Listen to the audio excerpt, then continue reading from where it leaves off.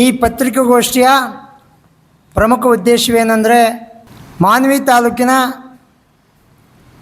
ಉಟಕನೂರು ಗ್ರಾಮ ಪಂಚಾಯಿತಿಯಲ್ಲಿ ಸತತ 3-4 ವರ್ಷಗಳಿಂದ ಹೋರಾಟಗಳು ನಡೆದರೂ ಕೂಡ ಅಭಿವೃದ್ಧಿ ಅಧಿಕಾರಿಗಳು ಮತ್ತು ಆಡಳಿತ ಅಧಿಕಾರಿಗಳು ಸೇರಿ ಸುಮಾರು 40 ಲಕ್ಷ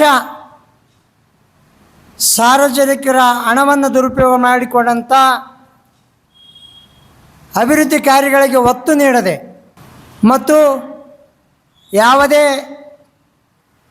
ಸರ್ಕಾರದ ನಿರ್ದೇಶನಗಳ ಪ್ರಕಾರ ಗ್ರಾಮ ಸಭೆ, ವಾರ್ಡ್ ಸಭೆ, ಸಾಮಾನ್ಯ ಸಭೆ ಕರೆಯದೆ, ಕ್ರಿಯಾ ಯೋಜನೆ ತಯಾರು ಮಾಡದೆ, ಅಂದರೆ ಸರ್ಕಾರದ ನಿರ್ದೇಶನಗಳನ್ನು,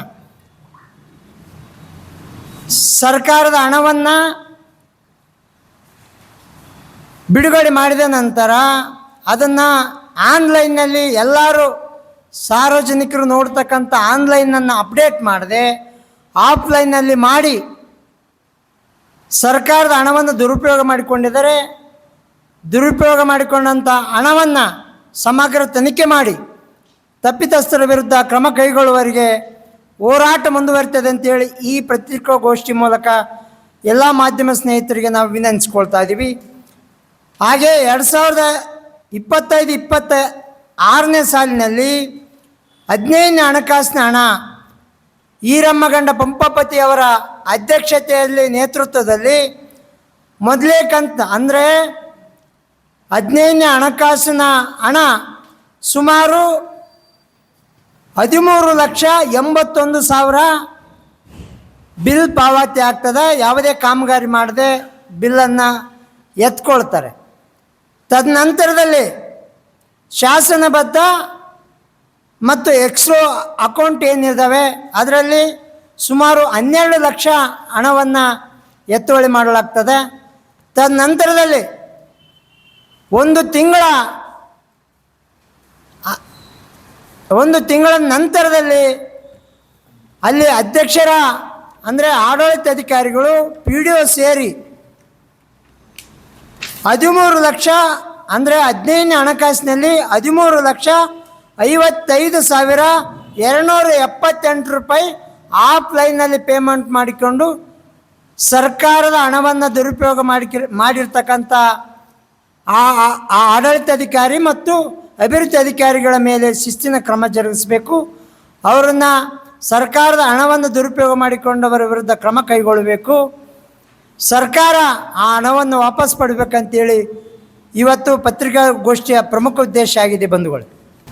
ಆಫ್ಲೈನಲ್ಲಿ ಆನ್ಲೈನ್ ಈಗ ಪೇಮೆಂಟ್ ಆದ ತಕ್ಷಣವೇ ಸಾರ್ವಜನಿಕರಿಗೆ ಲಭ್ಯ ಇರಬೇಕಂತೇಳಿ ಕಾನೂನು ಇದ್ದರೂ ಕೂಡ ಆಫ್ಲೈನಲ್ಲಿ ಪೇಮೆಂಟ್ ಮಾಡ್ಕೊಳ್ತಾರೆ. ಯಾವುದೇ ಇದುವರೆಗೂ ಯಾರಿಗೂ ಆ ಡಾಕ್ಯುಮೆಂಟ್ ಸಿಗಲಾರ್ದಂಗೆ ನೋಡ್ಕೊಳ್ತಾರೆ. ಅಂದರೆ ಇದು ಭ್ರಷ್ಟಾಚಾರದ ಉದ್ದೇಶವಿನ ಬೇರೆ ಏನಿಲ್ಲ.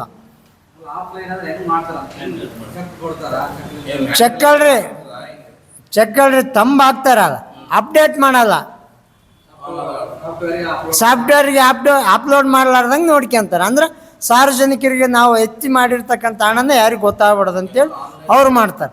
ಬಟ್ ಹೇಳ್ತಾರೆ ಕಾನೂನುಗಳಿದ್ದಾವೆ, ಎಲ್ಲರೂ ಆನ್ಲೈನಲ್ಲಿ ಮಾಡಬೇಕಂತ ಕಾನೂನು ಇದ್ದರೂ ಕೂಡ ಇಂಥ ಭ್ರಷ್ಟಾಧಿಕಾರಿಗಳು ಸುಮಾರು 40-50 ಲಕ್ಷ ರೂಪಾಯಿ ಸಾರ್ವಜನಿಕರ ಹಣವನ್ನು ದುರುಪಯೋಗ ಮಾಡಿಕೊಳ್ತಾರೆ. ಅಂದ್ರೆ ಇವ್ರಿಗೆ ಯಾರು ಹೇಳೋರಿಲ್ಲ ಕೇಳೋರಿಲ್ಲ ಅಂತೇಳಿ ಈ ಆಟ ನಡೆಸ್ಯಾರ. ಆಡಳಿತಾಧಿಕಾರಿ ಜುಬೇರ್ ನಾಯಕ್ ಮತ್ತು ಆಡಳಿತಾಧಿಕಾರಿನ ಈ ಪ್ರಮುಖ ಈಗ ಭಾಗದ ನಾಯಕ್ ಇದ್ದಾರೆ. ಇದು ನಮ್ಮದು ಆರೋಪ ಇದೆ. ಈ ಹೋರಾಟ 1 ವಾರದಲ್ಲಿ ಅವ್ರ ವಿರುದ್ಧ ಶಿಸ್ತಿನ ಕ್ರಮ ಕೈಗೊಳ್ಳದೆ ಹೋದರೆ ಸಂಬಂಧಪಟ್ಟ ಇಲಾಖೆ ವಿರುದ್ಧ ಪ್ರತಿಭಟನೆ ಮಾಡಲಿಕ್ಕೆ ನಾವು ತಯಾರಿದ್ದೀವಿ. ಅಲ್ಲೇ ಊರಲ್ಲೇ ಮಾಡ್ತೀವಿ. ಯಾಕಂದರೆ ಸಾರ್ವಜನಿಕರ ಹಣ ಅದು ಉಟುನೂರಲ್ಲಿ ಭ್ರಷ್ಟಾಚಾರ ಆಗಿದೆ. ಉಟುನೂರು ಜನಕ್ಕೆ ಗೊತ್ತಾಗಬೇಕು, 6 ಹಳ್ಳಿ ಜನಕ್ಕೆ ಗೊತ್ತಾಗಬೇಕು.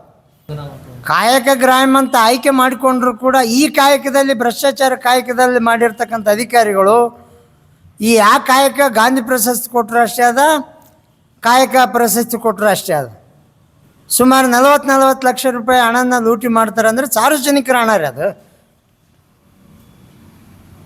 ಏನಾದರೂ ಕೇಳಿದ್ರೆ ಅವರು ಆ ಕೇಸ್ ಮಾಡ್ತೀವಿ ಈ ಕೇಸ್ ಮಾಡ್ತೀವಿ ಅಂಥೇಳಿ ಸ್ಟೂಡೆಂಟ್ ಮೇಲೆ ಇನ್ನೊಬ್ರು ಕೇಳಿದವ್ರ ಮೇಲೆ ಪ್ರಕರಣ ದಾಖಲಿಸ್ತೀವಿ ಅಂತೇಳಿ ಬೆದರಿಕೆನ ಹಾಕ್ತಾರೆ ಪಿ ಡಿ ಅವರು.